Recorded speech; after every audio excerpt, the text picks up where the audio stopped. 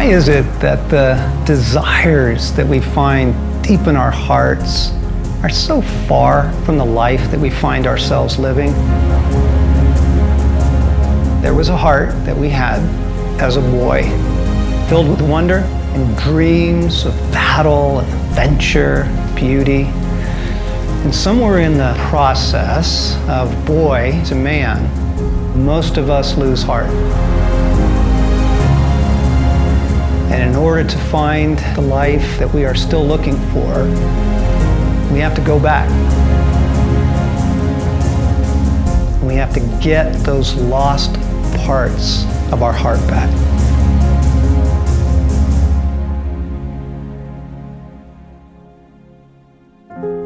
What does it mean to be a man? What did God have in mind when He made us, when He made you? Welcome. I'm John Eldredge, and I am thrilled that you are with us. In this 6-part series, we're going to take a journey together. A journey into the most important parts of your life. A journey into the masculine heart and the masculine soul. We're going to go straight to Genesis chapter 1 and hear what He said in the beginning. In Genesis 1:26, God says, "Let us make man in our image, in our likeness, and let them rule over the fish of the sea and over the birds of the air, over the livestock, over all the earth, and over all the creatures that move along the ground." And then here's the key point. So God created man in His own image. In the image of God, He created us, male and female. He created them. Male and female, He created us. This is an absolutely incredible passage because right here in the beginning, it tells us who we are. It tells us what we're created as. It tells us that gender is at the level of the soul. You bear God's image as a man. You have a masculine heart, a masculine soul. And this is going to help so many men and women because we live in a time right now that's really confused about what it means to be male and female. Is all that just socially constructed? But see, if we know who we are, if we know what we were designed to be, it helps us make sense of our story and it helps us plan for our lives. This is a hard time to be a man on the earth. If we're honest, this is a pretty rough time to be male because there's a lot of confusion and anger and hostility around questions of masculinity. And so what I love is that Jesus, the kindest, most compassionate man ever, right in the middle of His redemptive mission for humanity, He quotes this passage. And He says in Matthew, "Haven't you heard that in the beginning, the Creator made them male and female?" Male and female, gender, the dignity, the honor of that. The most important thing you can know about yourself, my brother, is that you bear God's image, you are His son, and that you bear His image in your masculine heart, in your masculine soul. Now, I want to add to this another passage from the book of Proverbs, chapter 4, one of my favorites. Proverbs 4:23 says, "Above all else, guard your heart, for from it flows the wellspring of life." It's this heart in us that allows us to love our life. Without a heart, you can't have friends. Without a heart, you can't have joy. It's your heart that allows you to fall in love. It's your heart that lets you find adventures. It's your heart that gives you the passion to pursue your degree or find your career, your calling. It is the heart that enables us to know God. And here's the heartache. A lot of men are losing heart in this hour. A lot of people are losing heart. And I think part of it is because we don't know the treasure of the gift that's been put within us in Genesis 1, in the masculine heart or in the feminine heart. So that's the journey that we're going to take together. Now, I've counseled thousands of men over the years, and we've held conferences all over the world for tens of thousands of men. And I can tell you, There is something common in the masculine soul all over the world. No matter your age, no matter where you're from, there are these deep core longings that we all share together. I think if you look at the games that little boys play, I think if you look at the movies that men love, if you listen to your own daydreams and desires, you'll discover a longing for battle and for adventure and for beauty.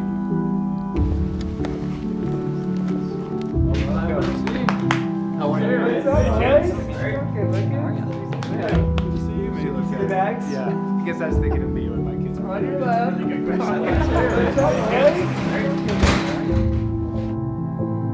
So superheroes, childhood. Who did you dream of being when you would grow up? It was Superman for me, man. I thought I could actually fly.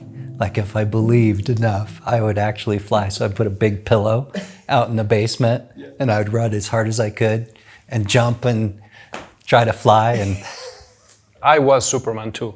I didn't want to be Superman, I was Superman. And so I would wear my uniform every single day.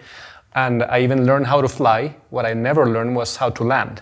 And because I'm Superman, I just take off and I landed on the opposite wall, opened my head wide open. My uncle has to take me to the hospital to get stitches. I still have the scar right here. My youngest one is 4 now, and he's, Dad, will you catch me? And he knows that he can fly. He jumps with no hesitation whatsoever and flies over to my arms. I don't know if I'm going to be able to catch him. I'm nervous because he's getting heavier, but he knows it. Yeah. Well, I remember, like, we couldn't ride our bikes without it being something more mythic. Like, we were kids and we were the Blue Angels. Like, we weren't riding bikes, we were fighting jets. We were jumping off the curb. And I remember we'd, like, do these slides and these big skid marks, and the neighbor would yell at us, and we're like, no, this is what bikes are for. Like, what are you talking about? I'd never actually seen the Blue Angels in person, but I knew, like, I was a fighter pilot. Every little boy knows that he's born to be a warrior. Every little boy wants to be the Superman or Batman, Spider-Man, right? The Jedi Knight. And when the little boy dresses up in the cape, or you see him in the market in his Spider-Man pajamas, let me tell you, he is not trying to be cute. He's not thinking about being adorable. He is dead serious. He is on a mission, right? Because he knows in his soul it's what he's made to be. The warrior heart is set within every boy and in every man because we bear the image of God's heart. Exodus 15, verse 3. The Lord is a warrior. The Lord is his name. Our God has a warrior's heart. He comes in valiant ways to fight for his people. He gave his life for us to set us free. And that heart is in us. Now, I know. Not every guy loves Braveheart or Gladiator or the war movies. That's okay. I can guarantee you this. There is no man watching this that loves losing. Right? Like, you don't want to be the guy that's left out. You don't want to be the guy that gets fired. You want to be the guy that's winning. You want to face your battles with courage and strength and integrity. That is deep, deep in us. And that's why God gave us his warrior heart. Now, the other thing that little boys resonate with, the other thing they long for, is adventure. We were teenagers and lived on the plains of West Texas, and you just had to be pretty creative in order to come up with something fun to do. So we run to the only one Army Navy store and said, hey, you got any parachutes? We bought a 200-foot tow rope, got my Jeep, and we got out there and just started pulling this thing, and the parachute canopy would stay open, and about 5 steps you were airborne and just had a great ride.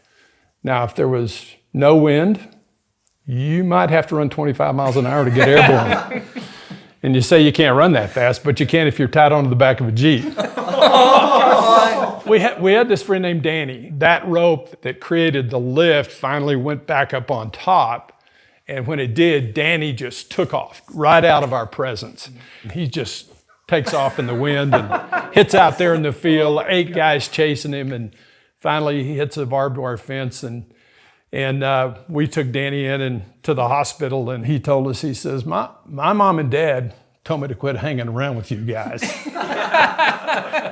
My wife and I, we lived in Florida for a while, then California, and we finally made it to Colorado a few years ago. And here you guys hunt, right? And there's these creatures called elk, so we gotta go hunt some elk. So a buddy of mine and I said, of course, we gotta go do it, right? It started snowing, and it snowed a ton. It was the first snowfall of the year, and we were not prepared for that. It went down to -2 or 3 degrees that night. So my buddy and I are hugging, just cuddling with each other and shivering all night. And for the next 3 days, we didn't see any animals. Not only didn't we see any elk, we didn't see squirrels, we didn't see rabbits. There was no creature that stayed. We were in Siberia. We hiked and we hunted Siberia. Adventure is actually a spiritual longing that God put in every man. And there's different types of adventures, and some guys love the outdoors and other guys want to start companies or plant a church. They want to travel, but adventure is down in there, and it nourishes the heart. It nourishes the soul. And adventure shapes us. It calls us out. It makes us come alive, because we face challenges that we don't normally face, in our cubicles or in our day-to-day lives. It nourishes us. And here's a fascinating thing. If you look at the biblical narrative, every time God gets a hold of a man, he takes him into a great adventure. Abraham, right? Leave your country, quit your career, follow me into an unknown land. And Daniel and Noah, right? Joseph, David, the disciples, the life of Paul. I mean, every time these guys get swept up into a big story and into a big adventure. And the reason most men live lives of quiet desperation, as Thoreau said, is because they're dying of boredom. There's no great adventure to their life.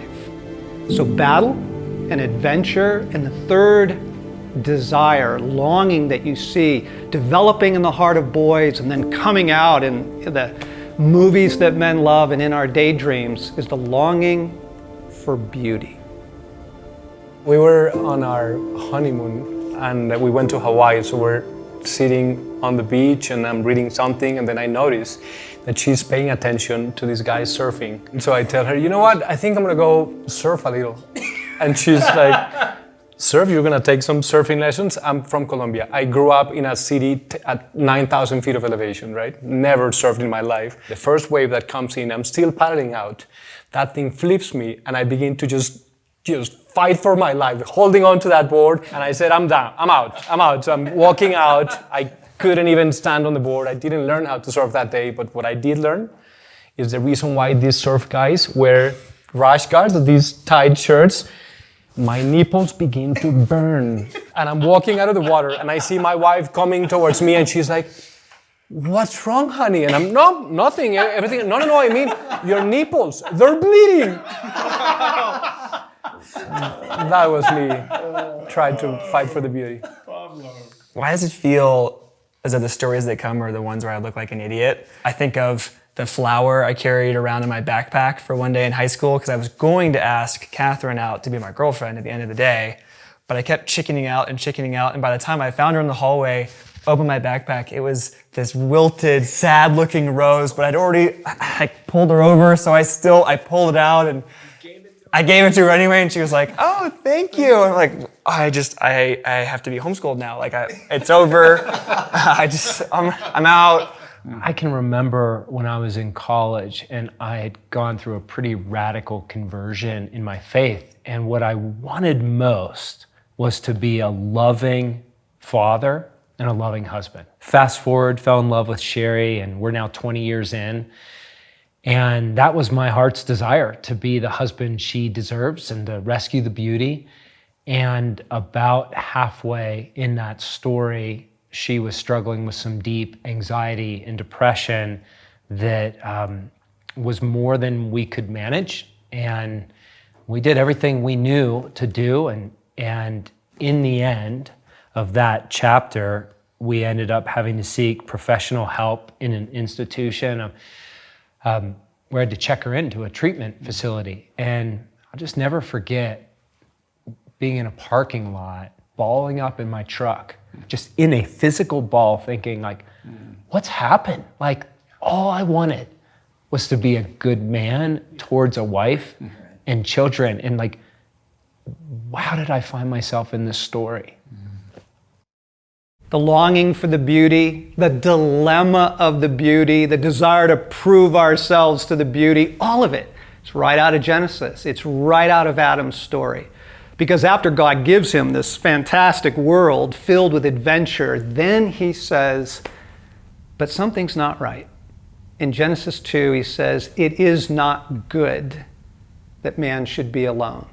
Adam needs a partner. He needs a companion. He needs a lover. And there is Eve, and we are haunted by Eve, every one of us. And now I know, like sexuality and love and beauty has been a source of a lot of pain and confusion and shame for many of us. But the desire is good. The core longing down in there that God put, he has a warrior's heart. Our God is a passionate God. He's the one that thought of sunsets, right, and Tuscany and places like Tahiti. Everywhere people go on their honeymoons, God created all of that. He has a lover's heart, and he gave you a lover's heart. When we ignore these desires, they don't go away. They go underground. Why are so many men just so angry? Why does this anger come up in me in traffic and, in political conversations? Why are we angry? I think it's partly because we haven't been trained as a warrior. We haven't been told that our warrior heart is good. It hasn't been blessed in us. And because we don't feel like we're winning the battles that we face. And why so many addictions? Why do so many guys get taken out? Right, by that extra little something that suddenly becomes their prison. The boredom of our lives, the heartache, just the chronic disappointment. No adventure, no great story to live in. And then all the sexual issues, right? Why that? And why the heartache around love and disappointment? I think it's because the heart of the lover was not cultivated in us. It wasn't trained and formed and called out, that we don't find ourselves the hero in the story rescuing the beauty. Why are so many men losing heart? I think if we're honest, we have to admit that something's been lost. Something has been stolen from us. Something has been assaulted in us. And something has been surrendered. And if you're going to find the life that you were meant to live, if you're going to find your true identity, you have got to recover the wellspring of life within you. You've got to recover this masculine heart that God has given to each one of us. That is the journey that we are going to take together. And I'm so glad you're here, and I hope that you'll stay with us.